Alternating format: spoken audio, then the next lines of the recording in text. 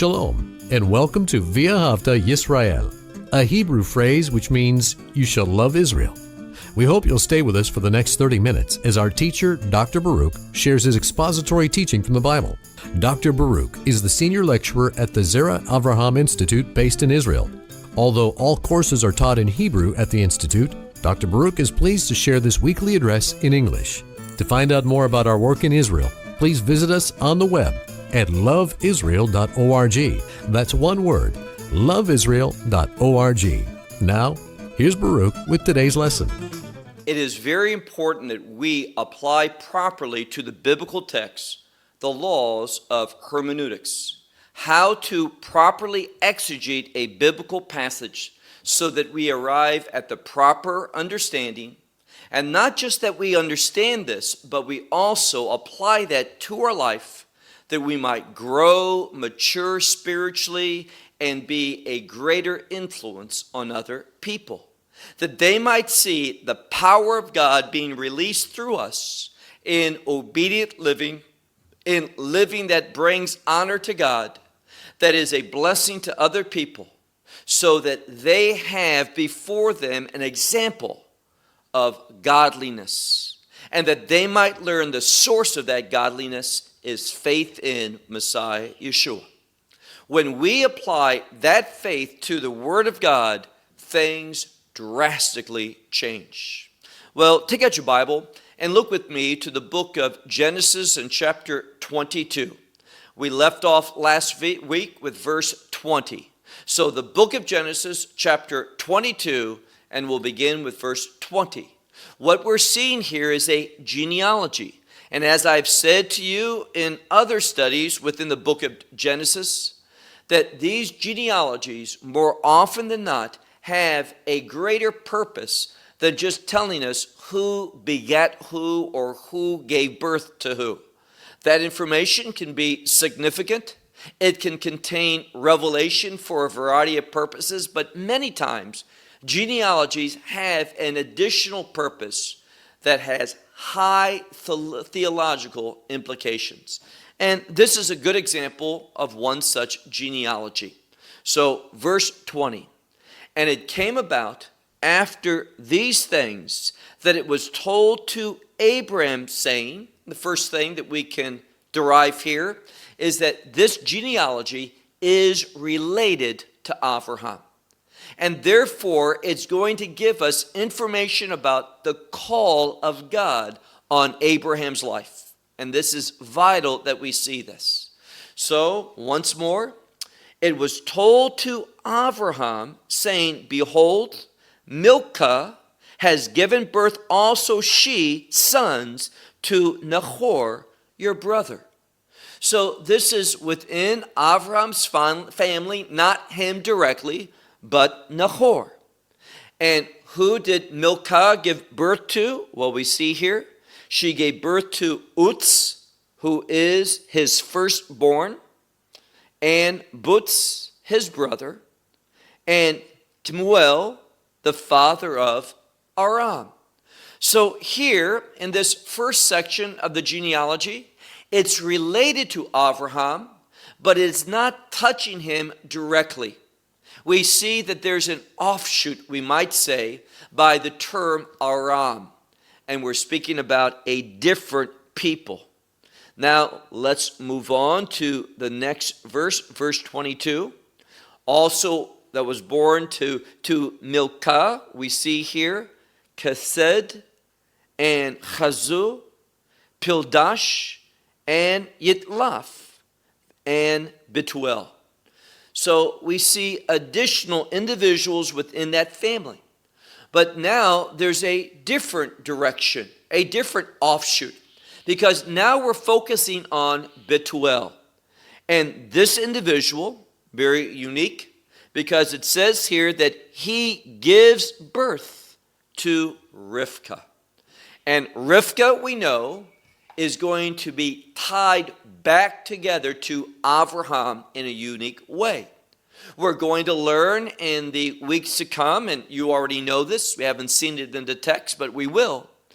We're going to see that Yitzchak, that son of Abraham that we've already discussed, Well, Rivkah is going to become his wife. And therefore we see that sharsheret, that chain from Abraham to Sarah to Yitzchak, and in a few weeks we'll see Rebekah is going to be brought into this covenant family. And notice what else it says about this. Lo and behold, a number is mentioned. And numbers, more often than not, have significance, especially this number. It speaks about these 8 were born that bore Milcah to Nahor. So she bore 8, these 8 to Nahor. And why do I say 8 is such an important number? Well, I hope you know the answer to this by now. 8 is related to newness. 8 is related to kingdom. 8 is related to redemption. All these things. So what is happening? We know, if we've read this book, that Rivkah, as I said, is going to come into this chosen family, into that covenantal agreement to bring blessing. And that blessing is going to come about by means of redemption. And that's what the number 8 tells us. So when we look at this, look once more. These 8 Milcah bore to Nahor, the brother of Abraham. And we also see that he had a concubine, and her name was Reumah. And she gave birth also she to Tevach and Gaham and Tachash, and finally Maacah. Now, if we look here, we find that she gave birth to who? We find that she gave birth to Tevach, to Gaham, Tachash, and finally Maacah. 4 individuals. Now, even though the number 4 doesn't appear numerically like the number 8, it is to cause us, if we count these first 8, we should count the second 4. And 4 is a number that has global implications. It's a global world number. So what can we derive?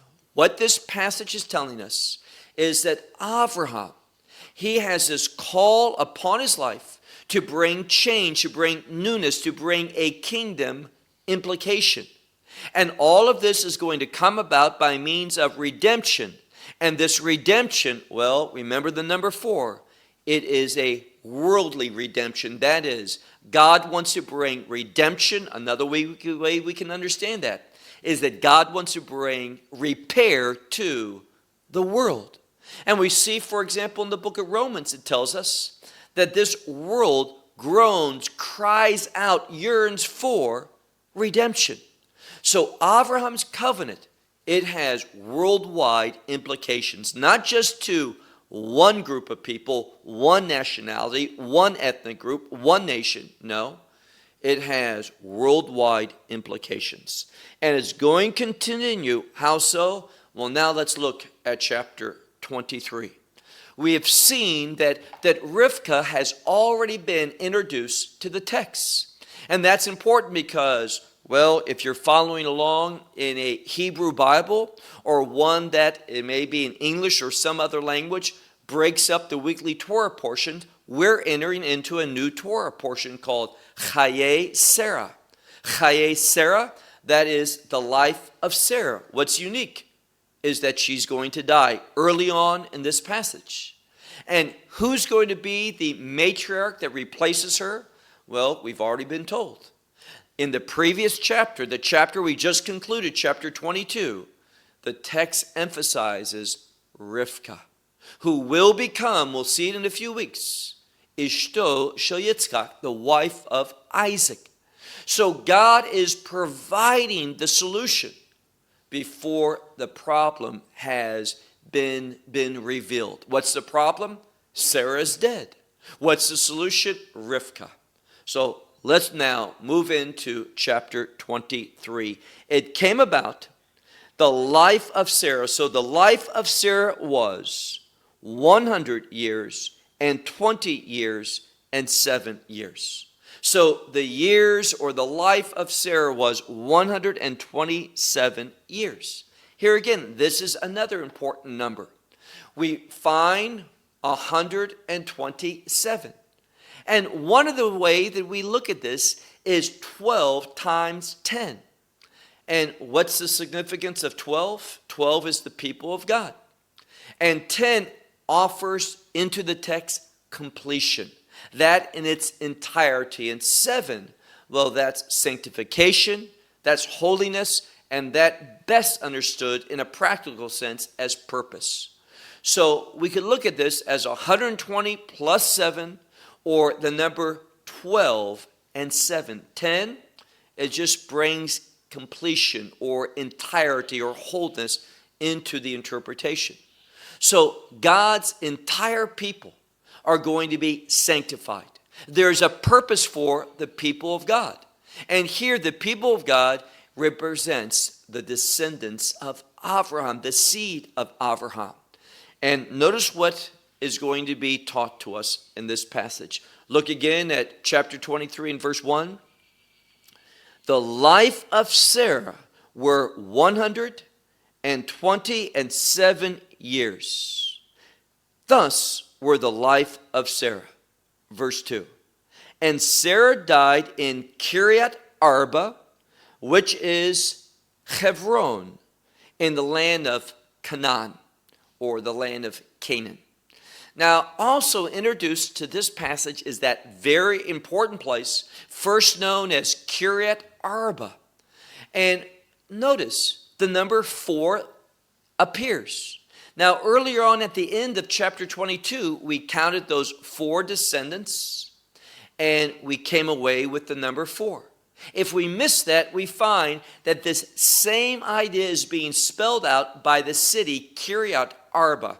Now, why do I say 4? Because Kirjath is city, and the number or the word Arba in Hebrew is 4. So it's the city of 4. Now, which city are we talking about? We're talking about Hébron. And what does the name Hébron speak to? Well, we talked about this in the previous parasha, Parashat Vayera, when Abraham was in Kirjath-Arba in the plains of Mamre, which it says is Hébron. And Hébron means to join together, to bring unity. And that's what redemption does. It brings unity between us and God, and if we're unified with God, we're going to also be together with one another, having doute, unity between us. So all of this happened in this place, Hébron. Sarah died, and we need to see that this city is uniquely connected to the promises of God. Well, keep reading in the second half of verse 2. And Abraham came, or we could say went, and what did he do? He mourned. Now this word, lispod, usually has to do with, in modern Hebrew, it's eulogizing. We hear in eulogizing in English, and we think about someone who says good things about the dead. And perhaps that is something that he did, but it's related to mourning, what it's in Hebrew we call evel. But finally we find that he also wept for her. But notice, if you have a traditional Hebrew text, you're going to find that word for weeping, it's spelled uniquely. Now, not by the letters, meaning how it's spelled, but the nature of one letter. When we look for this word weeping, we find the word lamed, veit, kaf, tav, hey. Now, there's nothing out of ordinary about these letters. That's what you would expect. But the middle letter, the kaf, is written in the Hebrew text very small. Now, do we know why that is? We do not. But there's an oral interpretation. That doesn't mean that it's right. We don't find it in the scripture. But the message of the sages is the kaf is written very tiny to speak about Abraham mourning in a private way, weeping, not publicly, but privately. Outwardly, the interpretation is that he came confidently. Why? He had faith in the resurrection, and he wanted to demonstrate that. But in the natural man, emotionally, he was grieved by Sarah's death. But publicly, he wanted to testify that death is not a sad thing, because death is necessary for resurrection. So there's a hope here that he's sharing publicly according to the sage interpretation. Look now to verse 3. And Abraham got up from his face and from his dead, from before the dead, so he was weeping before Sarah. She had passed away. He was grieved over that, but now he got up, and it says that he spoke to the sons of Het, saying, a sojourner and resident am I with you. Two words. Now, the first word is ger. Now, if you were just to ask a Orthodox rabbi, what is a ger? And he would say a ger is a Gentile that converted to Judaism. And we certainly cannot make that as a legitimate interpretation here. No, biblically, the word ger speaks to someone who comes and who dwells in a land. The word ger comes from the Hebrew word gar, which means he dwelt or he resided. Now, the word toshav comes from the word to set or dwell, and it speaks about being a resident. And what he's saying here is this. He uses two words to speak about his commitment to that land. He's a stranger. He is not one of them. He's living among them. But he's saying, I'm here to stay, ladies and gentlemen. I'm not leaving. And he's making that public. And therefore he speaks saying who he is, this sojourner or resident and dweller among them. And he says, give to me an estate, literally is how we would state this, a estate for bearing with you, this is the second time this word appears, bearing with you, that I might bury my dead before you. So Abraham, because he's burying Sarah in this location, and he's made this statement, Ger ve'toshav anochi, he says, I'm here to stay, and therefore I want to bury Sarah in this location with you. Now, all of this is to underscore the fact that God has given to him this land. It's his land, but notice what he's going to do with it. Look now to the next verse. Look with me to verse 5.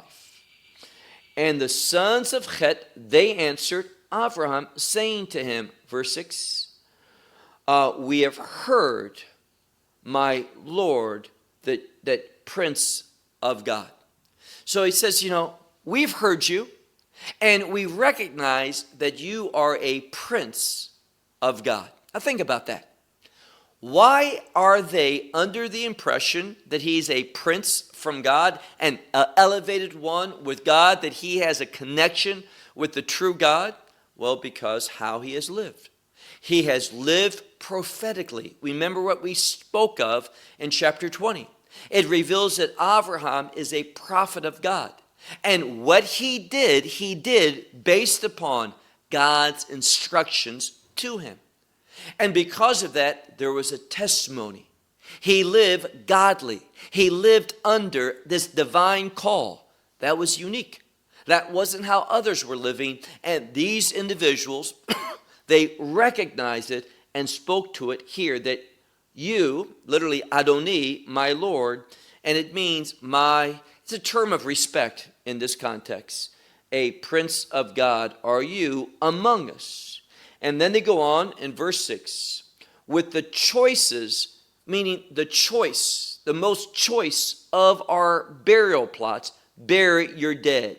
A man from among us, his tomb, he will not, basically, he's unable to refuse from you burying your dead. So there's a statement collectively from the sons of Het. They recognize God in his life, that he is on assignment. And they said, there's not one from among us that's able, that would refrain from giving to you his burial place. Now, this is significant. Because burying the dead in that culture I'm speaking about, not Abraham's, but the pagan one, the sons of Het. You see today that many people will spend, if they can, if they're wealthy, they will invest lots of money in a plot of land, in a tombstone, in order to show how great they were in this age, because probably they don't have much faith in the age to come. Everything's tied up to this age, so they want some beautiful location, some prestigious place, and then they make a large and ornate and one that stands out, a tombstone, or a place that recognizes, that shows others who they were and who's buried in this place. You've all been to a cemetery and seen some large structure, and what do you say? I wonder who's buried there. That must be someone important. That must be someone great. Well, that was the mindset, certainly at that time as well. And for them to say, not one from among us will withhold our burial place. See, sometimes people, not among the Jewish culture, but among others, they would oftentimes spend great sum of money and great amount of time in order to prepare their own place for burial or their family burial plot. But what do we have here? Maybe one was doing that, but they would not withhold it from Abraham. Why? Because they recognize his connection to God. So let me ask you a question. Are you recognized as having a connection with God by other people? Abraham was. So, verse 7. And Abraham got up, and he bowed to the people of the land, to the sons of Het. Now, this bowing is not in obviously a context of worship, but out of respect. It's his way of showing his gratitude and his respect for the people on this significant act of generosity, collective generosity of the people of Het. And notice what takes place here. Look with me to verse 8. And he spoke with them, saying, if it's your desire, literally says, if it's your soul, but in our mindset, it would say, if it's your desire, if you are thus minded for me to bury my dead from before me, listen to me and entreat me to Ephron, the son of Zohar. So he's saying here in this passage, I appreciate that. And if you are really serious about this, helping me put the dead out of my sight, burying Sarah, my wife, then go and entreat Ephron for me. Beseech him that he might have that same mindset, because Avram wants to buy that burial place. Verse 9, we read verse 9, it says, that he might give to me the cave of Machpelah. Now, the term Machpelah, Marat HaMachpelah, means the cave of the pears. And it's significant because we know that in that location is going to be buried a pair or a couple of people. When I say couple, I mean couples like husband and wife. This place, Marat HaMachpelah, is going to be buried there, Avram and Sarah, Yitzchak and Rivka, and also Yaakov and Leah. Rachel, Yaakov's other wife, is buried in Bethlehem.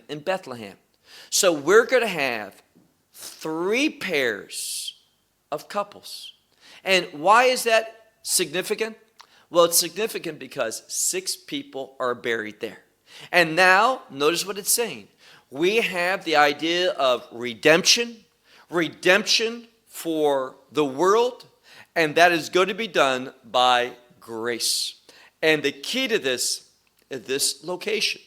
And we're dealing with a burial place. Well, if you come from a biblical background, you're going to think that burial is a necessary step And we always look forward to resurrection.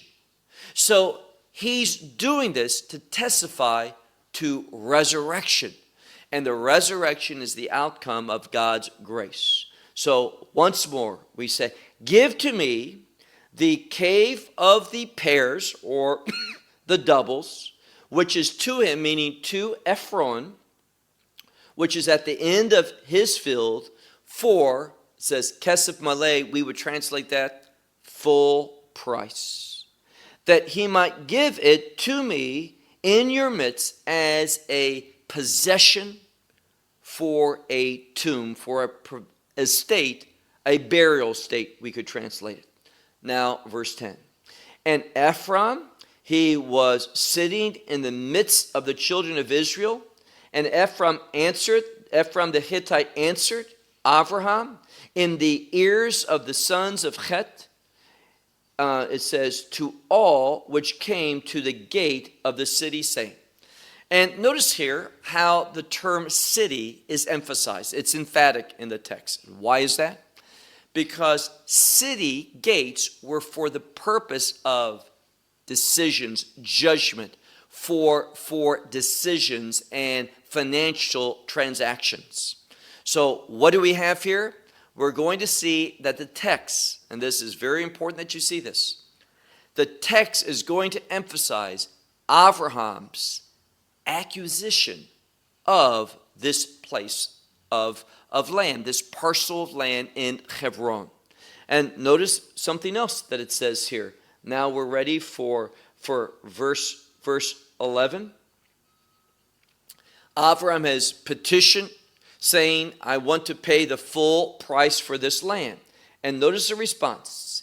He says, no, Adoni. Now, that means in modern Hebrew, it's a term like sir, a term of respect. Sir, some would say masters or Lord, but it's not Lord as in the Lord my God, but it's Lord as in England, a title of respect. So he says, no, my Lord, listen to me. The field I will give to you, and the cave which is in it to you. I will give it before the eyes of the sons of my people. I will give it to you as a burial place for your dead. Now, that's very generous, but here's the problem. In that day and age, simply saying that didn't make it official, even though he did so in the ears of the people. Abraham, he wanted it to be more secure. And what did he do? Well, he was blessed by this, but notice what he says. Move now to verse 12. And Abraham, he bowed down before the people of the land. So he's respectful to all of them and doing this before the people, but the context would have us to believe before Ephron.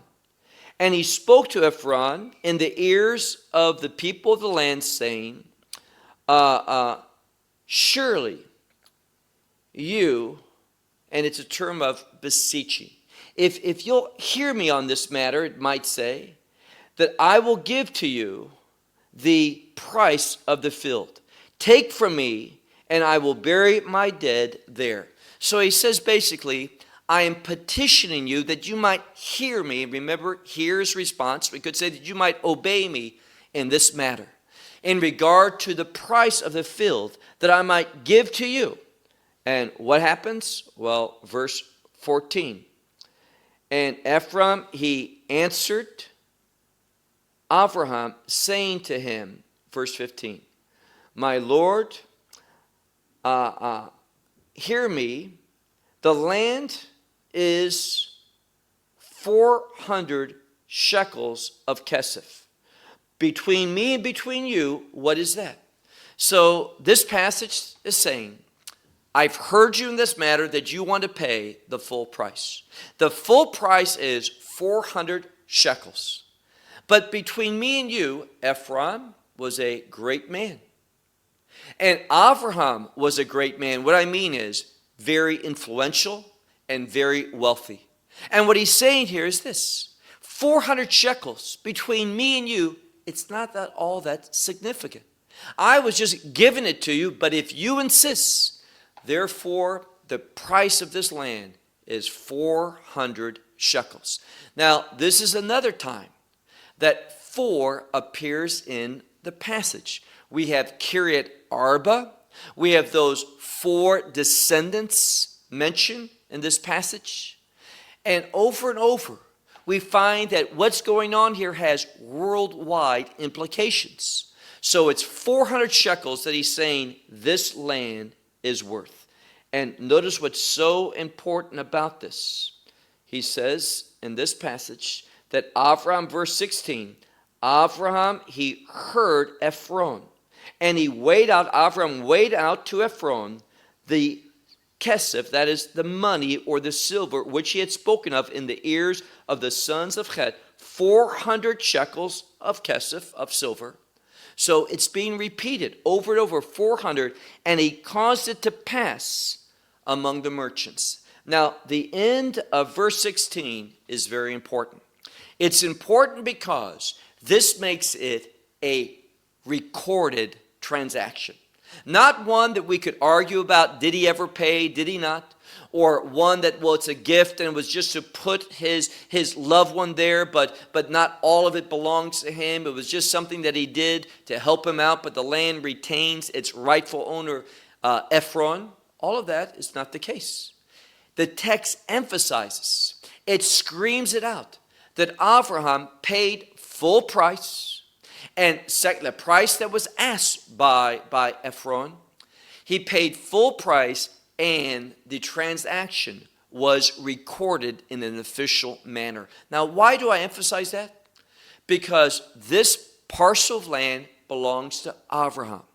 Avram, later on Yitzchak, later on Yaakov. It is uniquely related, Hébron is uniquely related to the promise of God, that covenant promise of God. And that's why today there's only about 400 Jewish families that lives here. And why do they live there? By the way, they live there under great risk of life. They have to have strong security because they live in Hébron, which has officially approximately between 300,000 and 400,000 Arabs, Palestinians, that are not very happy that there's Jewish people there. And why do those Jewish people remain there? Because they understand the significance of that place. It has spiritual implications for the world. Now, let me tell you something. If you're wise, you will pray for those Jewish residents of Hébron. They're holding on, they're maintaining the significance and the implications of what we're reading right now. Now, there's something else. We know that David, I'm speaking about King David, when he became king, he began his rule, his administration, his monarchy from Hébron. That's important because whenever we see David, we should also think of that messianic hope, because the Messiah is the son of David. And he ruled there for 7 years and 6 months. 7, the purpose of God. 6, grace. Only by the grace of God will the purposes of God be achieved. So Hébron was kind of foundational for moving the kingdom after 7 years and 6 months to Jerusalem. Jerusalem is a kingdom word. It has kingdom implications. When we hear Jerusalem, we should think about the kingdom. That holy city, the place that the King of Kings, the Lord of Lords, is going to rule from for 1,000 years. And then ultimately that last stage of the kingdom is called the New Jerusalem. So Jerusalem is a kingdom word. So if we want into the kingdom, if we want that kingdom to be established, understand that Hébron is significant. It's not by accident that David ruled there first before going. Hébron, what does it mean? Unity. And there's got to be unity. Unity in a proper understanding of Abraham's covenant. And that covenant is seen, it is announced by the patriarchs. And Ma'arat HaMachpelah, the cave of the pears, well, it is rooted in the patriarchs that promised that covenant relationship. You do not put significance on Hébron. You do not put the proper significance on Abraham's covenant. And Abraham's covenant, Paul says, Galatians 3:16, the foundation of it is Messiah and the promise of forgiveness, of redemption, of kingdom that Messiah and only Messiah brings. So all of this passage has great, great importance to us. So he says, what is this between me and you? Avram rises up. He says, I want to pay the full price. And he causes those 400 shekels to pass through the merchants. So it would be recorded, deeded as Abraham for his family. Not borrowing it, not using it, not taking a portion of it, and it retains its original ownership. No, it changes. And we could say that Abraham redeemed that. And that redemption has worldwide implications. Look now to verse 17. Literally it says, and established. Literally means it got up. But what it means here is that this transaction was established. And the field of Ephron, which is in Machpelah, which is before Mamre, the field and the cave which is in it, and all the tree, every tree which is in this field, which is all in the border and all the border around, is to now Abraham. He purchased it, Abraham purchased it before the eyes of the sons of Het, meaning before them, and all who came to the gate of the city. So once again, this passage emphatically says Abraham purchased everything.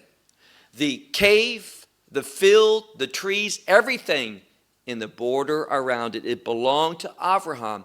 It was a purchased property, and it was done before the eyes of the people, everyone who came to the gate of the city, meaning where judgment, decisions, transactions were recorded. Verse 19. And afterwards it says, Abraham buried Sarah, his wife, and he did so to the cave of the field of Machpelah, which is before Mamre. It is Hébron in the land of Canaan. So how much clearer can it be that Abraham, he purchased this portion of land, which is known as Mamre, Hébron, and Kirjath-Arba. It is uniquely related to Abraham, and here's the key, and the call which was upon his life. Verse 20. And the field, it was established, and the cave which is in it to Abraham. So it was established to him as a estate, a tomb estate, as a possession, as a parcel of land for burying, and he did so, notice what it says, from the sons of Het. Now, why is that important? Well, it means that the sons of Het, those people who dwelled there, they acknowledged this. Doesn't have to do with any other people, only Het. Now, today, the Hittites, where are they? Well, we don't know. And the point is this: they no longer exist, but guess what? The Jewish people do.